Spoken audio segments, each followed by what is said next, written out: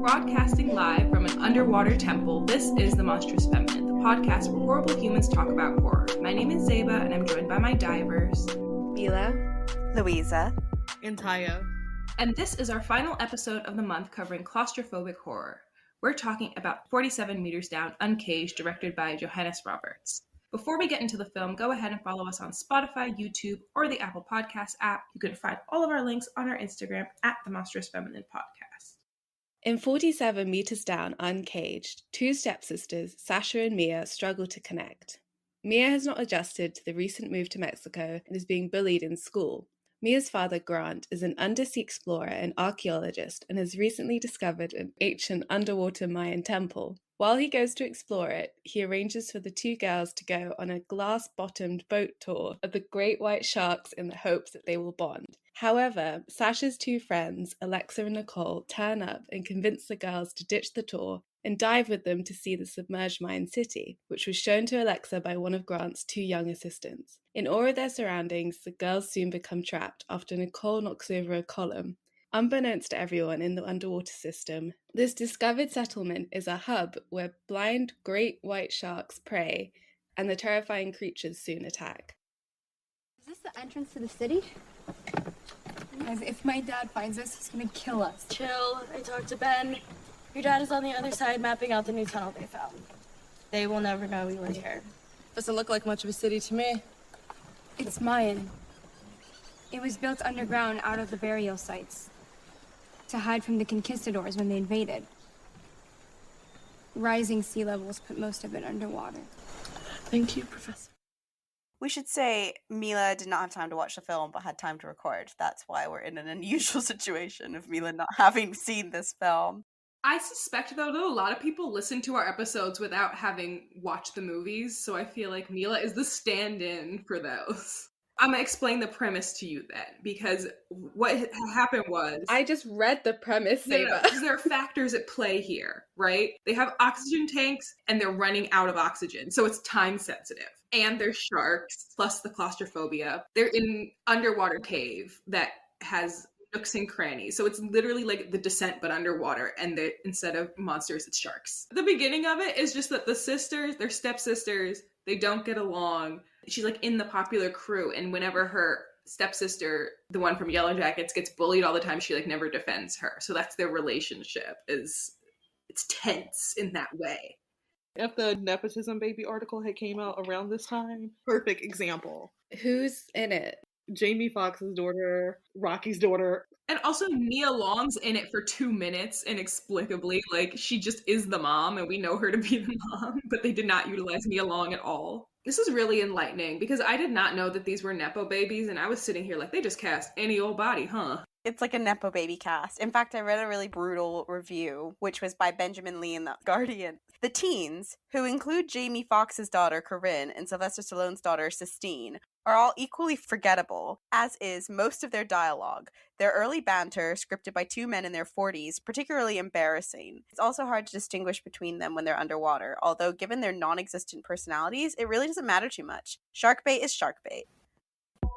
The Monstrous Feminine is on Instagram, so please follow us. If you do engage with our content, you might just get a shout out, and our next episode is our Witch of the Week. This episode, our Witch of the Week is NCDB 1405, who commented on our The Hills Have Eyes post and said, "Nice to know I'm not alone in disliking this film." Nice to know we're not alone as well. I feel like sometimes we are negative.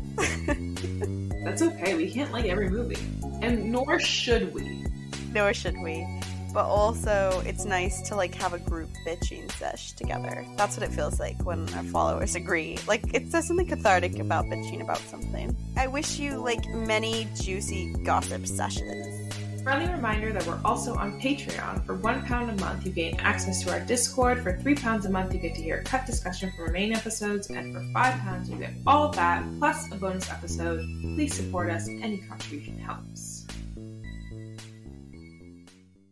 All the dialogue had to have been recorded like ADR because like they're underwater for 90% of the movie, so most of the lines must have been recorded in studio, which I think added to like the weird how the dialogue was delivered.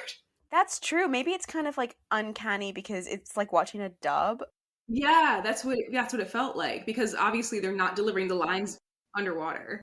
And people that aren't necessarily masters of the craft, let's say that. Yeah. I think that's a fair assessment. They were not masters of the craft. Someone in these reviews pointed out actually that they have like this radio to be able to talk to each other, but they don't actually wear headphones. I was not understanding how on earth they were hearing each other. Like she just went down and was like screaming, "Dad!" Screaming underwater behind their masks. Like I don't see the kit. Like they're just, speaking from the diaphragm and hoping for the best. And also the sharks were blind and presumably like sensitive to either sound or vibration. So screaming, not helping. This is another one of those movies where I'm like, I'm not sure scientifically that sharks would mutate that quickly. Like, I'm not sure how long they're saying that these sharks have been under this temple thing. I'm very confused. Yeah. She said they evolved down there. That line stuck with me. I'm like, they evolved down there. Because there were sharks that weren't in the cave that weren't blind. They were just regular sharks by the end. No. There are no regular... This is what I didn't understand. So...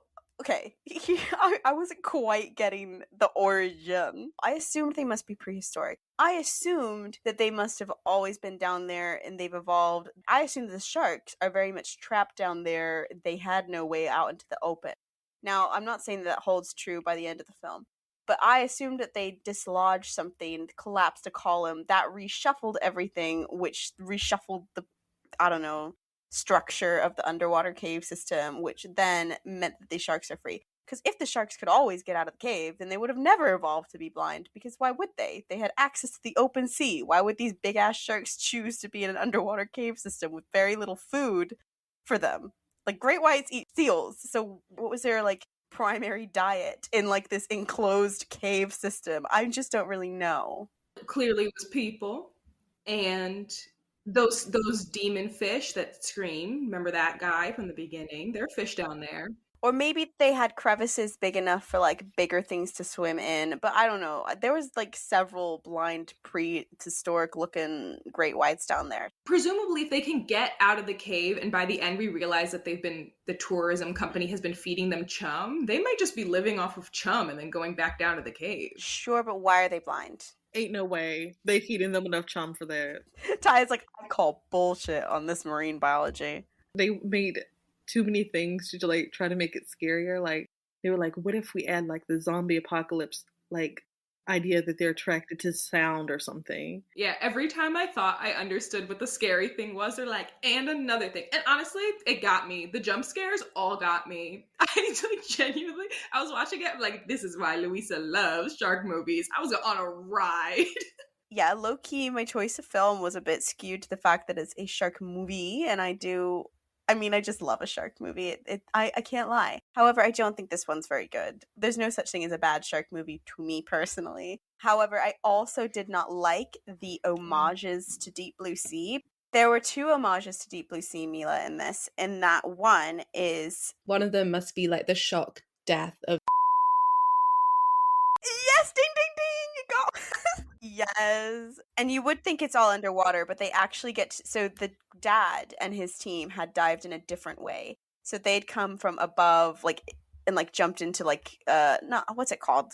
It's like an entrance to the cave, but they jumped down into it. Whereas the girls found the cave and suspended themselves via rope down. So basically there was an opportunity for you to submerge out the water. He was out and they were half in, half out treading water. The dad, he's like, we can do this, we can band together. It's really tragic because he literally gives his motivating speech about how they are gonna get out of this and they're gonna get out of it alive and there's only one way out, and then shark gets him. Up until that point, there had been no adults. And so when they find him, you're like, oh, finally, somebody who knows how to navigate the caves, who knows how the equipment works, who is remarkably calm given the circumstances, and he just gets torn apart. However, I am concerned. He didn't really care that his 2 assistants were, gone. I think he cared. I think he just couldn't panic in the moment. I think he it was just too time sensitive.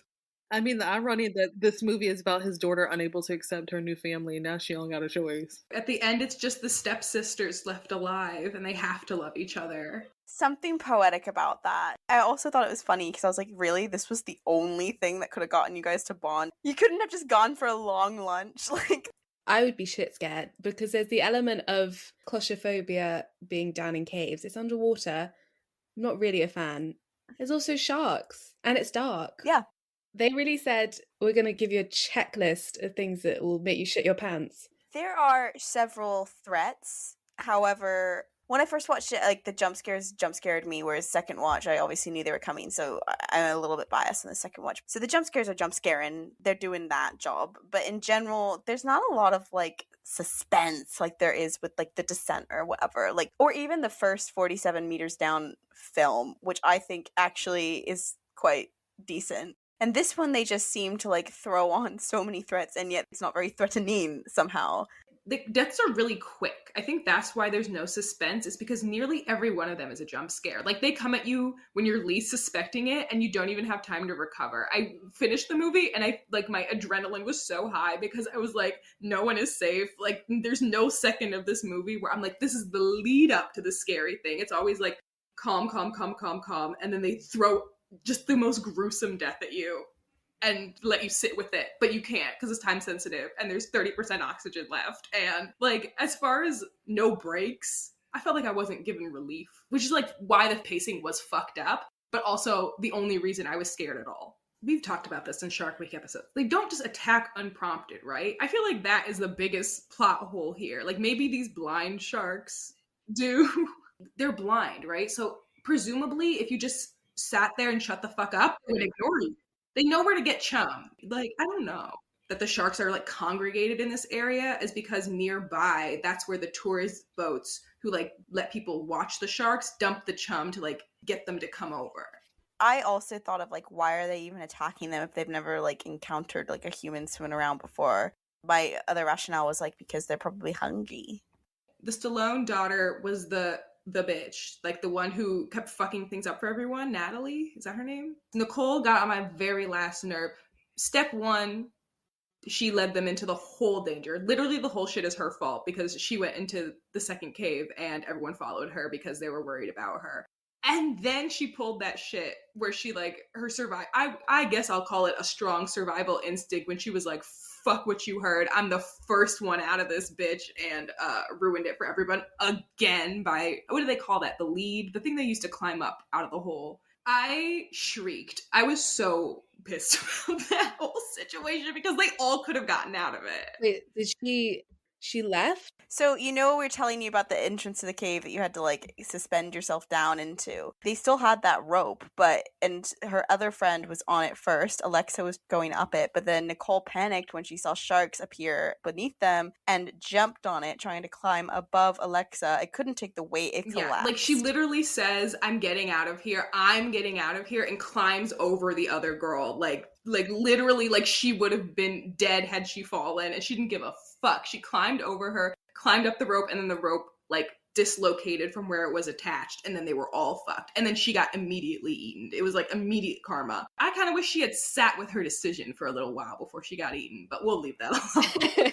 If you had one complaint. That was the second, by the way, Deep Blue Sea reference. We never got to the second. The second Deep Blue Sea reference was how she died, which was two double sharks eating her and ripping her in half. I feel like if you're going to reference something, the only way to reference is either for serious to reference serious or camp to reference serious. B-movie can't reference B-movie. That just feels redundant. You're already, like, self-referential. But, like, judging from the whole construction of this movie, maybe they don't think things like Deep Blue Sea are B-movies and that they were just referencing another shark movie. Like, genuinely the self-awareness of this. I guess the lesson we're supposed to learn in the end is, like, don't bully people because they could get eaten by a shark right in front of you and then you have to live with that trauma. I thought the ending was going to end with her bully, like, falling into the water and getting devoured by a shark. Personally, that would have been fun. But that's not what happened. Well, everyone survives. Not everyone survives. Most people die, but Sasha and Mia, the two sisters, get out of the water because they swim over to the boat where they're chumming. They get stuck in the chumming, and then they both get attacked by sharks, but they manage to escape by helping each other. You think one is safe, and then she goes to save the other, and then she gets attacked. This is all to say that there are 2 to 3 plot twists in like the last 5 minutes. Yeah, the space of like a 2-minute action reel is like chaotic. It's like, I'm free. No, you're not. Shark attack. I'm free. No, you're not. Shark attack. Oh, I'm gonna jump back in to save my sister. And then she gets eaten. Anyway, so, but the bully that pushed the first sister into the pool at the beginning of the movie happens to be on the shark boat tour. And she sees that the girl she bullied come out of the water, and they like have meaningful eye contact. And I was like, what's the moral here? Like that, you know, bullies are capable of redemption if they see you nearly get eaten by a giant shark. Also, I thought the bully was with them, so this is even more confusing. She just happened to be on the tourism boat where they dumped the chum like that day. We don't know why she's getting bullied. It's simply because she's new to school. Like it's never said. And for any discern, I could not think of a reason as to why she was being bullied. Had read a book because she knew about like the scuba diving. I don't know.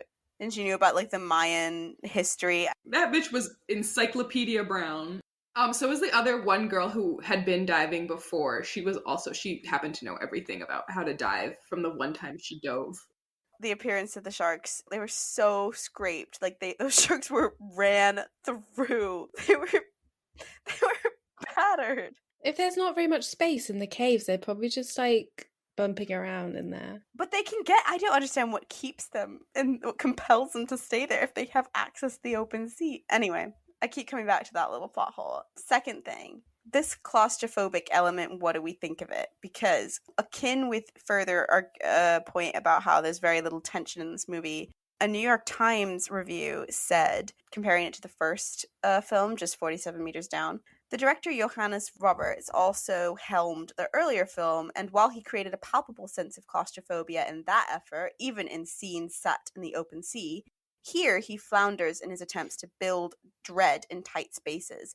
The bickering girls are often stuck in underwater caves and corridors, but the action is unclear and the menace is unconvincing. The tin-eared dialogue, of which there is a shocking amount for a movie that is largely set underwater, doesn't help either. It's hard to care for characters when what they do and say rings so false. The result plays like the kind of sleazy exploitation movie that the first one so studiously avoided becoming. And another person, William Bibiani from Bloody Disgusting, said almost all the confined spaces our heroes wind up in look interchangeable, so it's hard to tell where anything is in relation to anything else, and it should feel claustrophobic, and instead it's just mostly vague.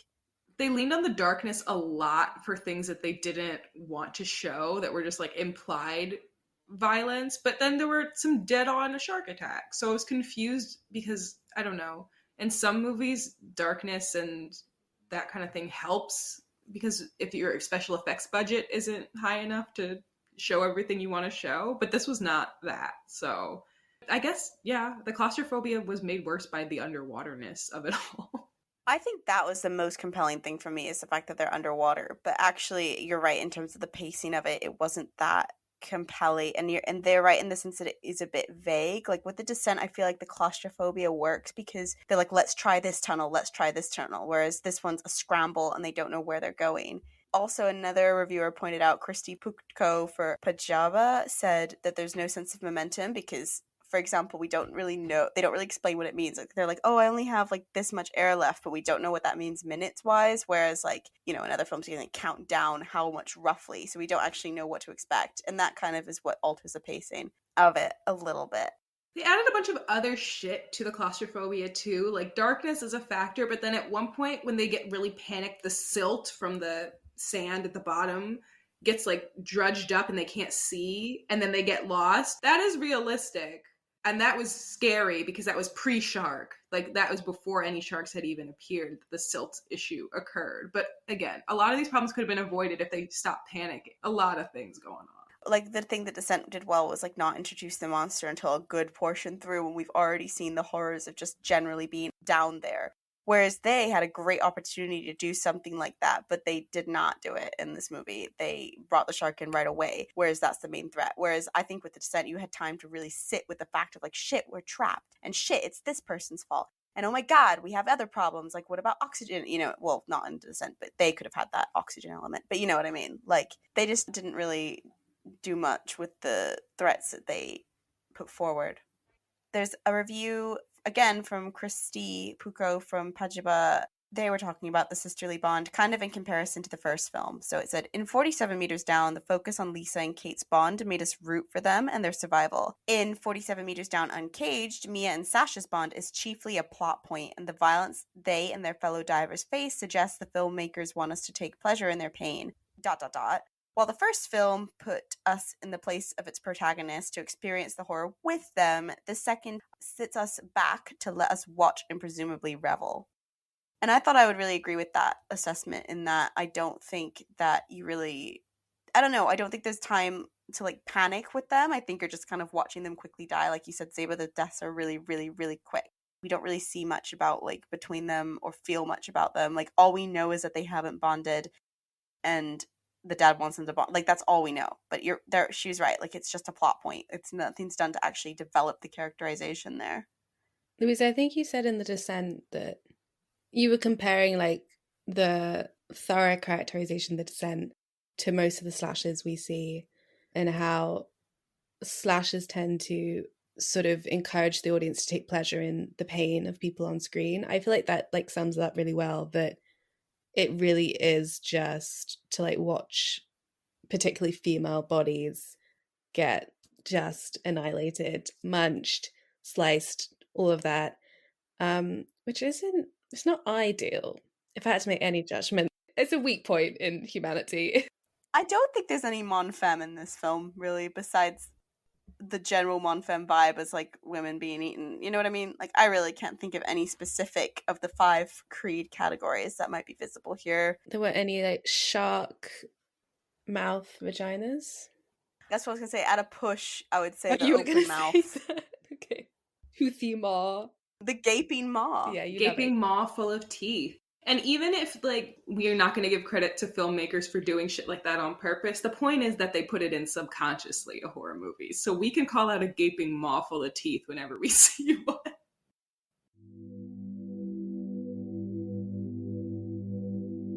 Thank you for listening to The Monstrous Feminine. Be sure to follow us on Instagram, SoundCloud, and Spotify at The Monstrous Feminine Podcast, and on Twitter at The MonFemPod. Subscribe to our YouTube channel, rate and review us on Apple Podcasts and Spotify, and follow us on TikTok at The Monstrous Feminine Pod for podcast clips and more fun. Brooms up, witches out.